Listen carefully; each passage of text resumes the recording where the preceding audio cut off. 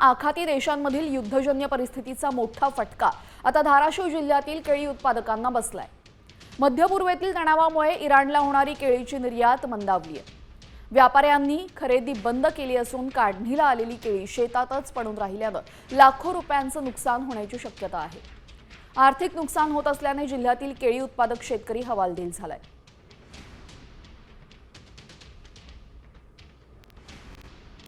थेट परिणाम आता धाराशिव जिल्ह्यामध्ये देखील पाहायला मिळतोय। केळी उत्पादक शेतकऱ्यांसमोर आता मोठं संकट उभं राहिलेलं आहे। जी केळी जी आहे ती इराण, दुबई सारख्या शहरांमध्ये एक्सपोर्ट केली जायची, मात्र आता युद्ध परिस्थितीमुळे व्यापारी यायला तयार नाही। परिणामी शेतकऱ्याचं लाखो रुपयाचं नुकसान होतंय। किती एकर केळी आहे तुमची? 1 हेक्टर केळी आहे आपली। लागवड मार्च मध्ये केलती।